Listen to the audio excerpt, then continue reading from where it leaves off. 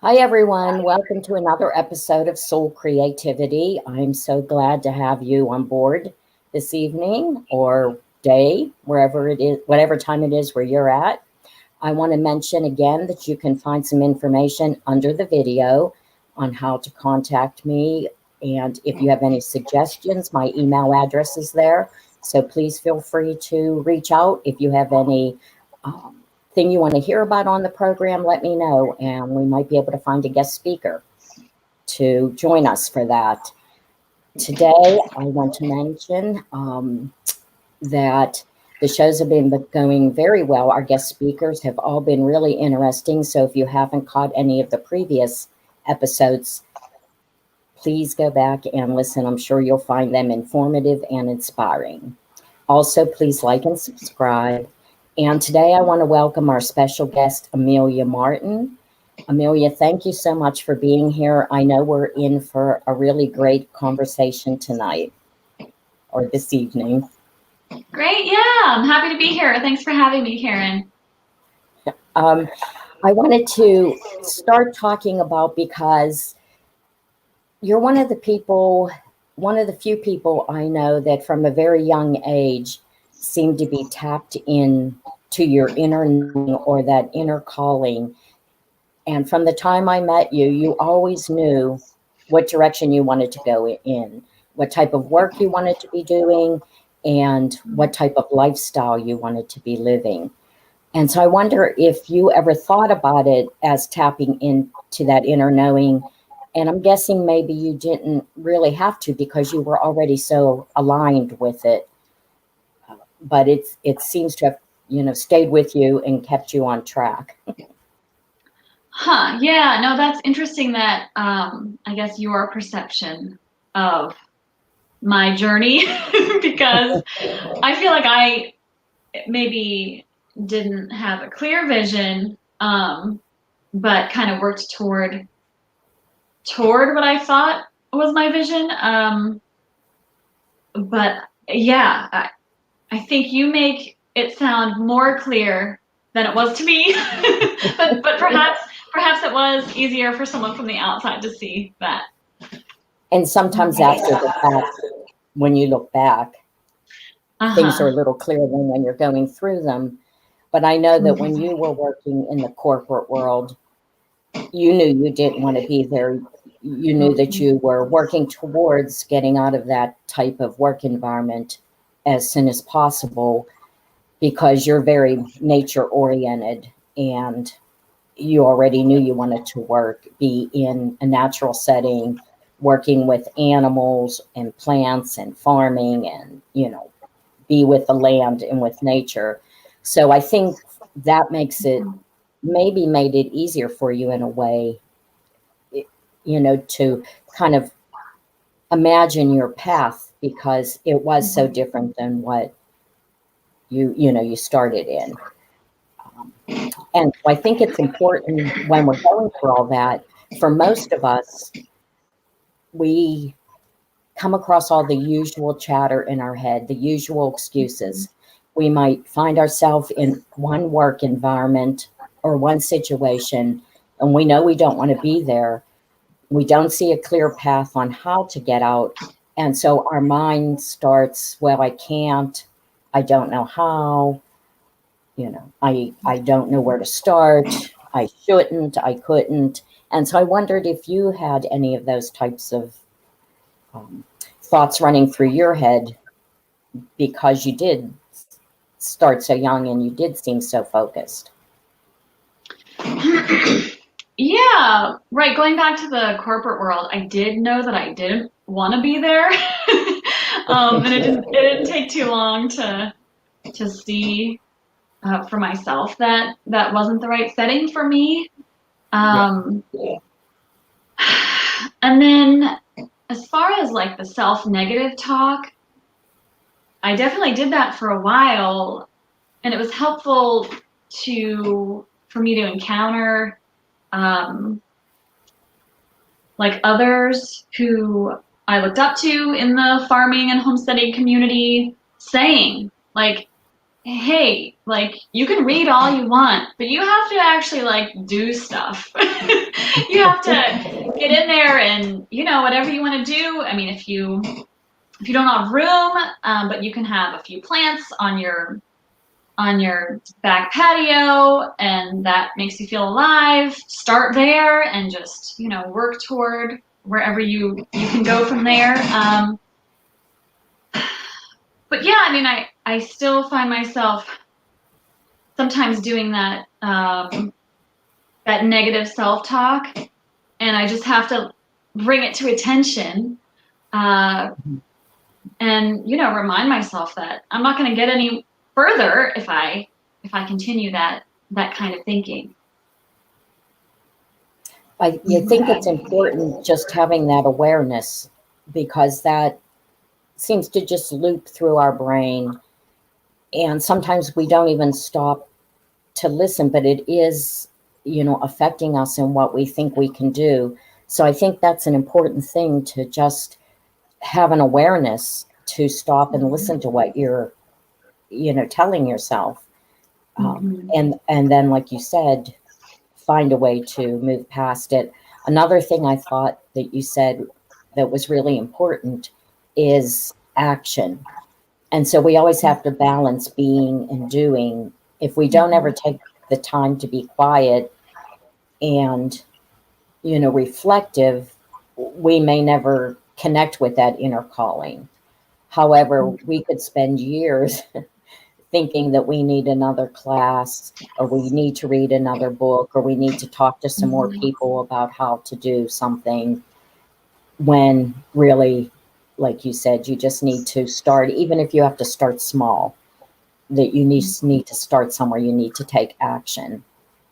And as a writer, I always think of how our behavior and our action is always driven by what's going on internally.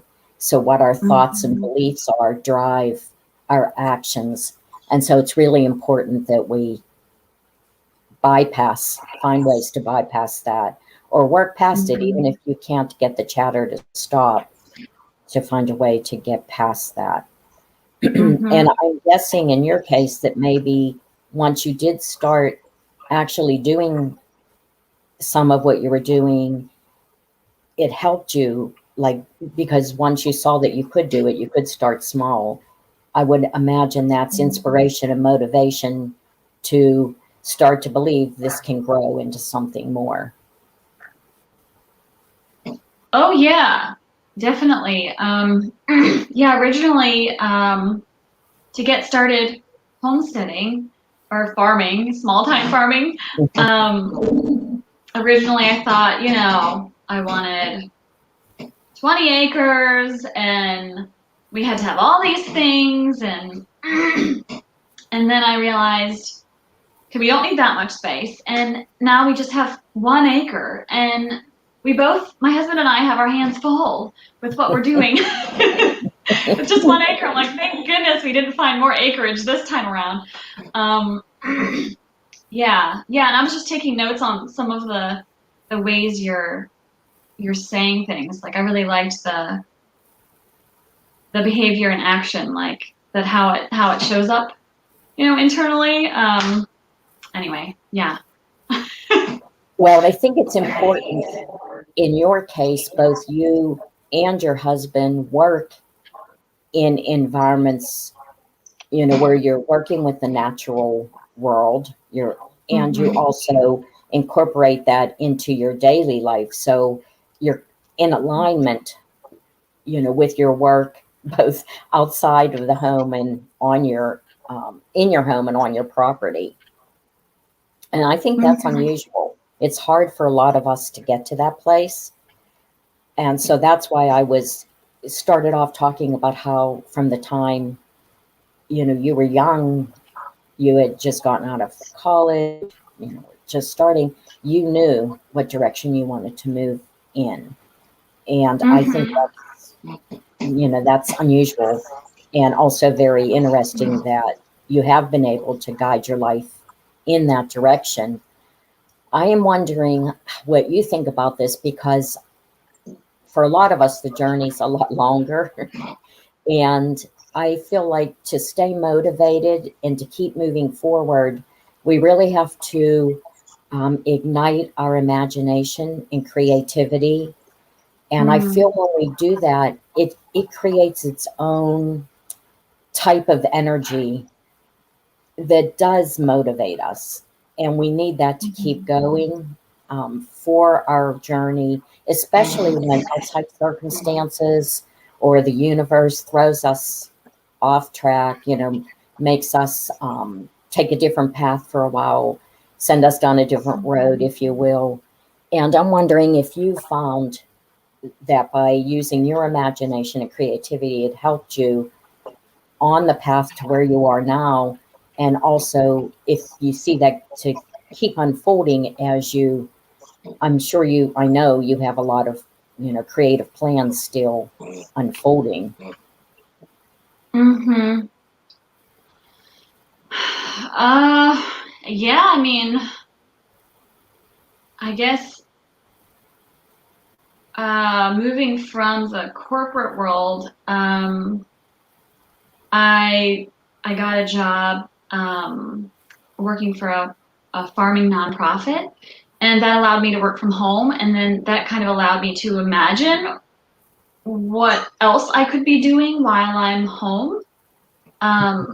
Perhaps what I've been wanting to do, like care for livestock, or have a bigger, better garden. So getting that job kind of opened up the possibilities that I saw, and I know lots and lots of people who do have corporate jobs, 9 to 5. They go into the office and they come back, and it works great for them. But that's just not what I envisioned. I like being home, so not quite what I saw on my path. And then I guess as far as creativity goes,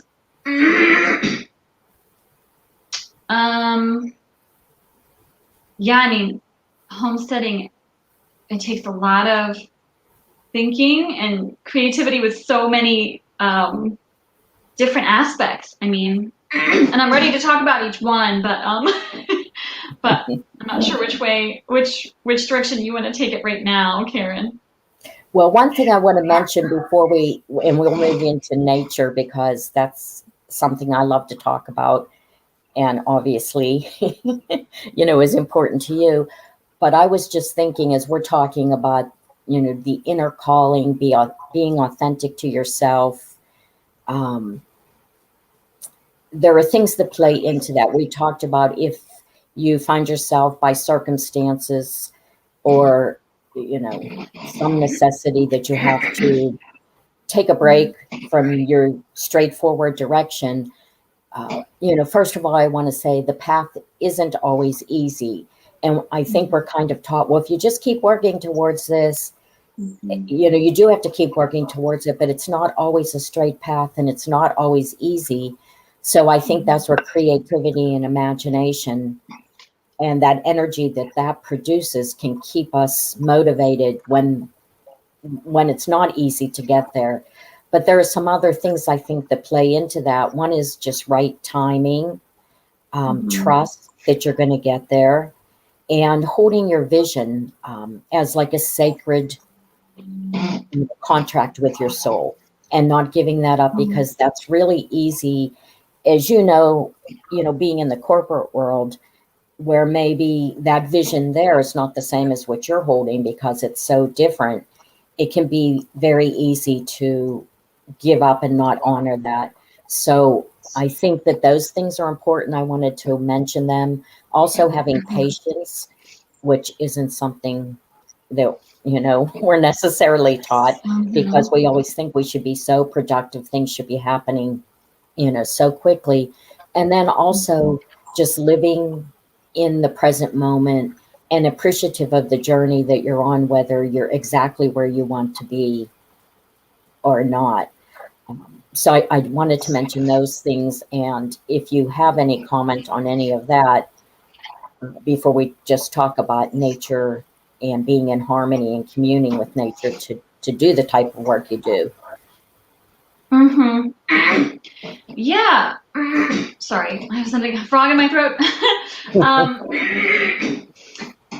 Yeah, I guess for me, it took a long time to get here. When I was little, I wanted one of every kind of animal. I didn't get one of every kind of animal, but I wanted one of every kind of animal.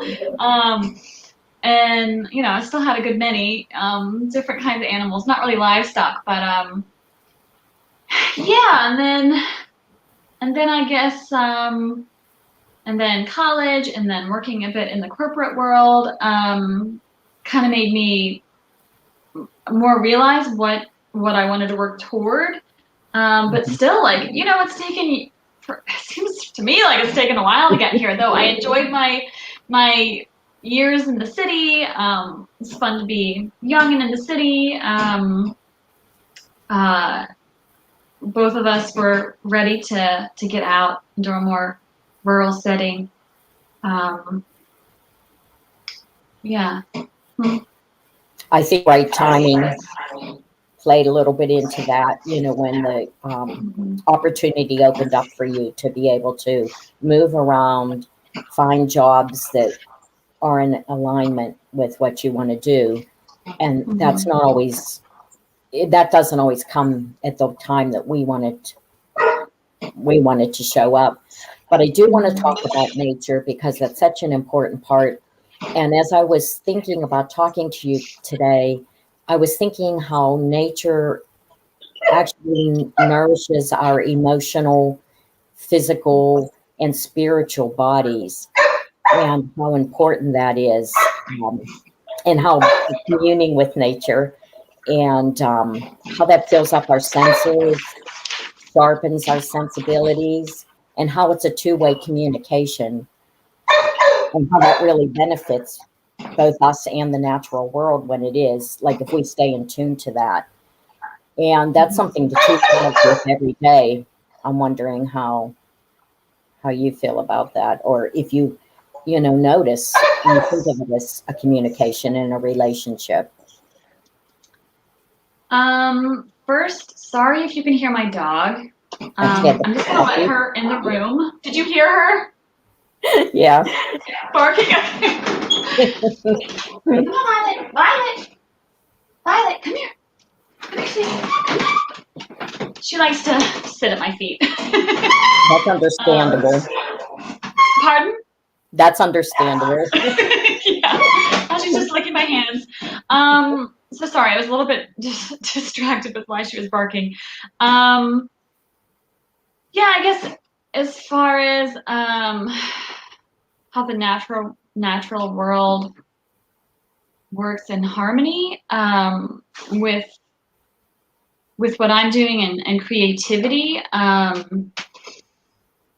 If that was the gist of what you're. Yeah, because I'm thinking that how it nourishes us, but how it's a two-way communication. And when we're in tune and listen to the natural world, benefits us. Yeah. And of course, if we listen to it and pay attention, then act on that, it also benefits the natural world too. So I, like any relationship, I really feel like it's a relationship when you're working in nature, especially like you have to communicate and you have to keep it in balance. So I think with the process of giving and taking, and the old model, of course, was to take, which, we can see is not sustainable. And so I'm just wondering, when you're working, how you feel like that communication and that connection, and maybe the nourishment and the benefit of it. Yeah. No, I really like that that tie-in. Yeah, I mean, I guess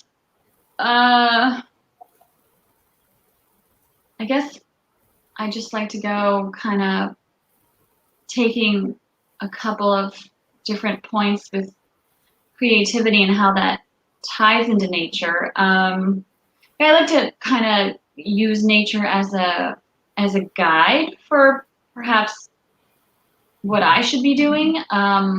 So for instance, like, yes, we have a garden and we had to create it from scratch. And, you know, my husband and I literally had to turn the soil. But for instance, creativity comes into play when I want to figure out what plants, like the other plants, what we should put with the others, and how they can nourish us, but also each other.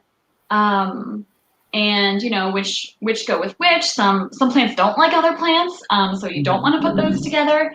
And kind of, you know, I mean, a lot of the plants that we have now are so hybridized or whatever. It's hard to really know what they would go in nature, but you know, just kind of listen to them and let them guide us. And then I guess creativity with all the livestock. So again, we try to mimic nature and let that guide maybe where we put the animals. We have just small livestock now, rabbits and chickens and ducks, and then a dog and a cat. And I mean, the purpose of the livestock is to produce food, but also to help build the soil. And by moving the animals and mimicking nature by moving the animals, because that's what nature would do with those animals, we help nourish the soil and also bring carbon from the atmosphere back into the soil where it should be, where it's been released because of all the industrial farming and everything that's going on.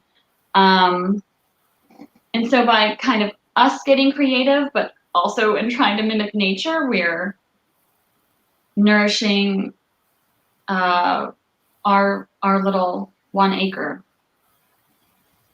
Right. What you're describing, or the way I see it, is really a process of reciprocity.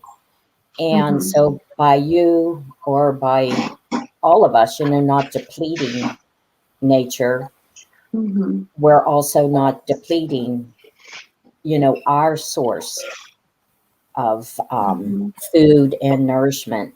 And so I think that's really important. And that leads me back to, you know, being in harmony with nature. There's a balance. And so, you know, it can't be all one way. You just can't keep taking and never put back. If you do, you know, put back and take care, then you're going to get something in return. I'm, you know, thinking of like Mother Earth as such a source for our well-being, whether you're thinking about healthy food or healing plants, water, air, you know, warmth, and emotional stability. And I think we often forget that, but we know there's been such a movement back to nature because, you know, so many of us are out of touch with it, or we don't have green spaces where we live, you know, easily accessible. So I think all those things are really important. And there is a movement, obviously, you know, to rewild, you know, our children and ourselves, and to be among trees and plants. I think of you know, Mother Earth as being an integral part of our spirituality, and that she really embodies the divine feminine, you know, because there is so much creation going on in nature and nurturing. And well, of course, the whole spectrum is there. But I always think of that as if you're trying to tap into your own inner knowing, that going into nature is really important. And you mentioned something before, I'm trying to remember. Oh, you know, as a guide. And that's what I had, you know, was thinking about earlier today. She really guides us if we go out into nature and allow it to, if we allow ourselves to be in harmony and in tune, you know, we really can get not just guidance in the physical world and not just feeling better emotionally or, you know, physically, but also guidance to what's going on inside of us. you know, especially if you're there and it's quiet and you're kind of communing, which I think you probably do just as part of your regular work, you know, without even so much maybe thinking about it. It's probably like a two-way communication for you, and you're probably getting that nurturing just by being, you know, being in nature. Mm-hmm. And I wonder if you kind of feel it. You know, do you feel it physically? Yeah, no, I definitely feel the nurturing of Mother Nature. I mean, when I'm doing my nonprofit job, if I can, if it's warm enough, I like to sit outside, just so I can feel closer to that. Um, and then, I mean, here it's just kind of a constant reminder of nature. I mean, we have big sky here, surrounded by fields. We do have neighbors, but they're not too close.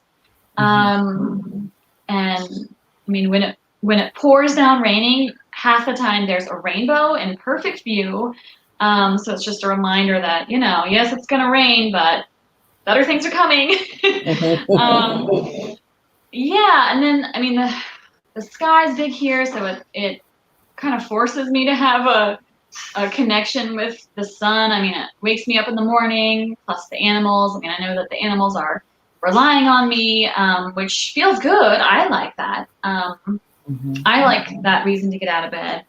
And then, yeah, I mean, it's allowed for both of us to have a deeper connection with the moon cycles because we have a clear view of the moon when it's out. And while tending my rabbits one night, I check on them in the morning and at night. Something caught my eye, and it was not natural. It was the train of satellites across the sky. That was at the starlight. But when I saw it, I didn't know what it was, and I was like, "Whoa, that's amazing! What is that?" And then we found out it was the satellite, so it was less cool, but That's amazing. less still a sight to see, and I'm glad I saw it. But I saw it because I was out in nature, and sometimes when I don't feel like tending to the animals, I just remind myself that it's good for me to go outside, and it's good for them to connect with me and all that. So You see, I posted a comment that I think you could see from Barbara Maloney. And first of all, she had originally said the puppy was a perfect addition to the conversation. When she heard her barking, but she's asking, what type of plants do you grow on your property? Oh, well, we do the regular annuals, like the tomatoes and the peppers and the basil, and we did a lot of squash. We did some gem corn. Tried some other things that didn't grow too well because we're still working on our soil fertility, so it's just a constant trying to nurture that soil, but the animals are helping. And then we did kind of start we started more of a perennial type garden this year, that's separate from the annual garden. And in that we have more, perennial herbs like the echinacea and valerian and, the thyme, the oregano, rosemary, stuff like that. And then I also got some more medicinals like self-heal. Some I'm not even sure how to use. I just thought I should have them. Some I figured they'd probably be good for the rabbits to help them too. And then yeah, I have had fun trying to. I found this one kind of pumpkin, and the one kind of pumpkin seeds, and the seeds, when they come out of the pumpkin, when you cut the pumpkin open, they're hulless, meaning that you just see the seeds. It's not that white outer layer on it. And so it's so much easier when you're, wanting to roast pumpkin seeds. You don't have to like chew through that to get to the seeds. So anyway, I've been trying to cultivate those and raise the best ones from each year for my soil. And I've shared the seeds too. That's just been my little pet project. Yeah, and that's been fun to just pay attention to which pumpkins take the longest to rot, and then save those seeds and stuff like that. So, Well, that's really interesting, Amelia. I wish I could spend more time in nature than what I do right now. And I would like to learn more about just gardening and, all that stuff. So I used to be able to do it more than I do now. And when I did, I really, I felt like I just felt healthier and I enjoyed it so much. It was really a big part of kind of keeping me on track emotionally at the time I was able to do it. And I love doing it. And I'm sure everyone who is listening now or listens later will find inspiration in staying on your path, keeping that vision, realizing that it's actually a sacred calling when it's inside of you, and you have every right to go ahead and keep moving in that direction that you need to be for your authenticity. So, and then also all the stuff about nature, which I think, most of us, if we're not doing it now, we kind of miss it. So I think everyone will enjoy that. And I just want to remind everyone, Soul Creativity will be back next week on Thursday. And I guest speaker on Thursday will be Jolie Hoyle, who is a spiritual teacher and also a really gifted artist. So we're going to look forward to talking with Jolie next week. And Amelia, I want to thank you so much for being my guest tonight. It was so interesting and inspirational and informative. So thank you. And I hope you'll come on and join us again sometime. Yeah, I'd love to. And I believe I might know that Barb. So hi, Yes. Barb. And then, yeah, Karen, I've really enjoyed our talk and then kind of your insights.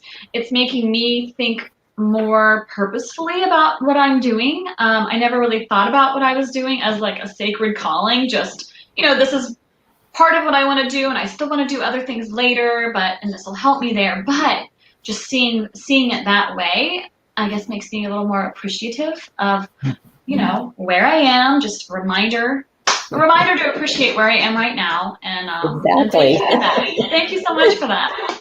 Well, that's great. Thanks, Amelia. Bye, everyone. Bye.